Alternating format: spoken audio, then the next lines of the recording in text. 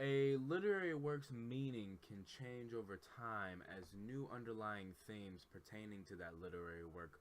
come to light. The new meanings found in a text could be via the intention of the author, as in the case with a lot of texts in which the underlying themes aren't necessarily uncovered at the height of the book's release or reception. However, there can be moments in which stylistic features of the text went underdeveloped in reviewing or analyzing the many ways in which the text represents itself and its purpose. There can also be references made to other areas of knowledge that are more relevant to ideas presented in the text that weren't necessarily relevant earlier in the analysis of the text. And this can bring a new meaning to light that is in fact more dominant than the idea that was previously most popular or most synonymous with the purpose of the text. Concurrent events can also lay the foundation for new meaning to be found within a text, as the newfound relevance in relation to the ongoings of the everyday world could bring new meaning to light, or perhaps give it more influence in regards to its relation to the text. An example of new meanings coming about as a result of connections to other areas of knowledge include that of ideas presented in Oedipus, which were originally related to other prominent ideas present in a great deal of Greek tragedies, such as catharsis, as well as emotion dealing with fatal flaws. And perhaps one of the most prominent features within Greek tragedies, and especially within Oedipus, that created its initial meaning was the notion of fate and how that interacted with the character's fatal flaw. Fate is defined as the will or principle of determining cause by which things in general are believed to come to be as they are, or events to happen as they do. Everyone has a path for them created by the gods, and to go against that is not only taboo, but to no avail. This is as if to say that the gods, in laying a foundation for human civilization, have made it so that every individual within society is to undergo a certain development as a person, and therefore to go against that would only anger them, as well as the fact that it is futile to do so, as one's fate is set in stone. It is that idea of being unable to escape fate that assisted in creating Oedipus's meaning of the power and omnipotence of the gods in creating destiny for the people of Thebes and for the people of ancient Greece. This is seen in the text and how in large parts of the story the chorus often calls upon the gods to rectify the mistakes made by man for going against one's fate, such as Jocasta and Oedipus choosing to go against their fate in attempting to defy the prophecy given to them upon Oedipus's birth.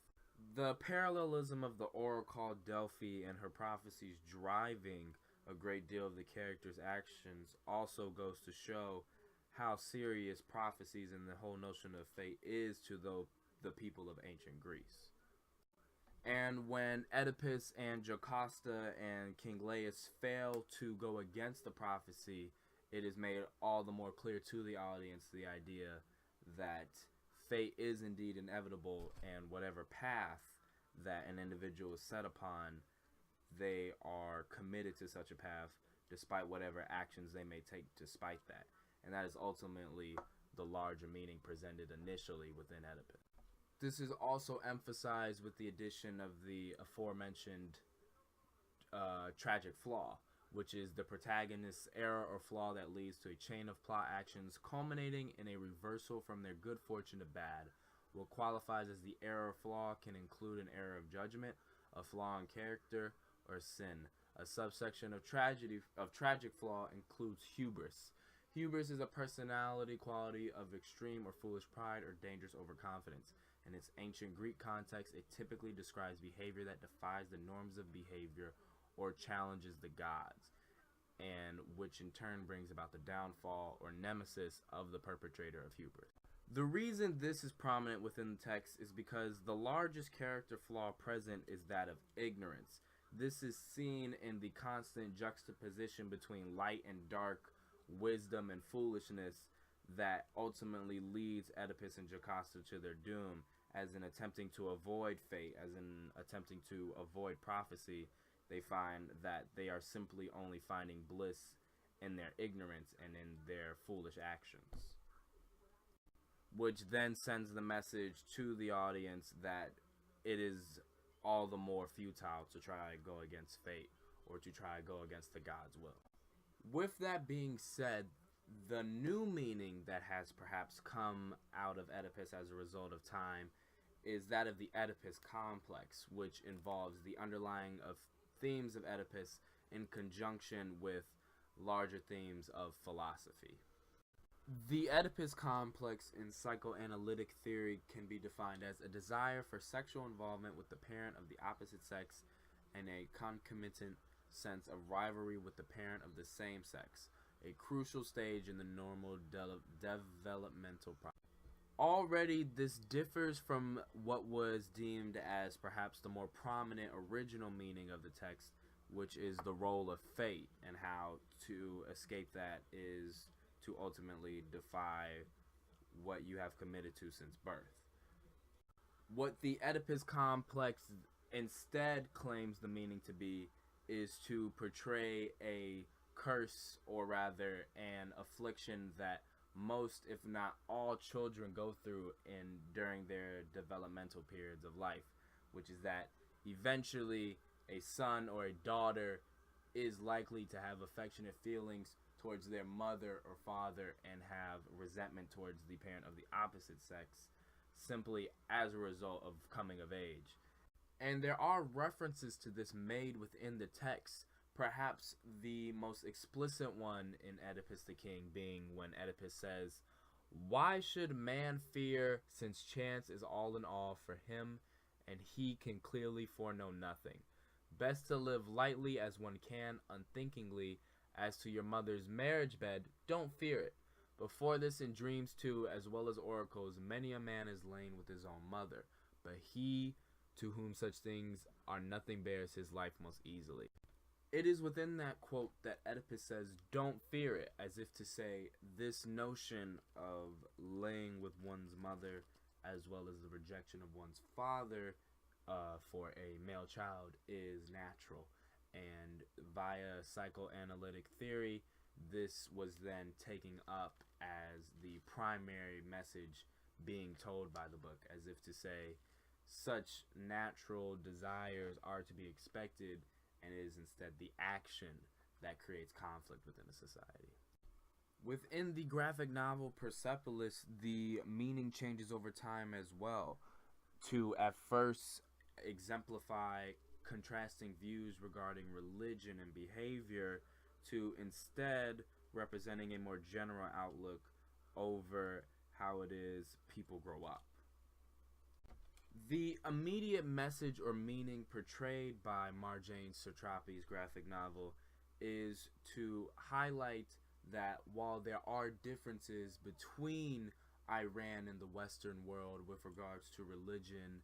and views in relation to gender and behavior, to generalize the actions of a few Iranians in antagonizing Western civilization, one reduces the hardships of the Iranian people and concerning their revolution, as well as the internal turmoil that they've had to face as a result of the Iraq war and overall strife regarding different views within the state. Marjane Satrapi herself says in the introduction of the book that writing the graphic novel was so important to her because she believes an entire nation should not be judged by the wrongdoings of a few extremists. I also do not want those Iranians who lost their lives in prisons defending freedom, who dies in the war against Iraq, who suffered under various repressive regimes, or who were forced to leave their families and flee their homeland, to be forgotten. This shows that the initial meaning was to provide perspective into how exactly Iran has suffered and or changed as a result of such historical events such as the revolution and the new Islamic regime. Within the graphic novel itself, this can also be seen in how Images such as the ones on the screen are used to represent the ongoing hardships of the Iranian people, both before, during, and after the revolution, as a result of both the old and new regime. Overall, scenes of violence and peril are paralleled throughout the text as an emotional appeal to the reader to show that every civilian within Iran was a victim in one way or another, despite your political or religious leanings. However, the captions coupled with the pictures go on to act as a sort of visual syntax, so the reader has a better understanding of the events described within the text. And this emphasized how the Iranian people, when shown as victims, are no different to those of contrasting views. However, the new meaning that has become to arise from the graphic novel is that of its role as a coming of age story. Now, firstly, it can be argued that even as a coming of age story, it still achieves the purpose of the original meaning, which is to provide perspective into the lives of Iranian citizens. However, the focus on growing up and social norms and the idea of implications regarding what it means to be an adult versus being a kid are much more focused in this interpretation when you look into what the text has to offer regarding this. This is seen in how the graphic novel presents the audience with images and pieces of text that delve into Satrapi as she is growing up.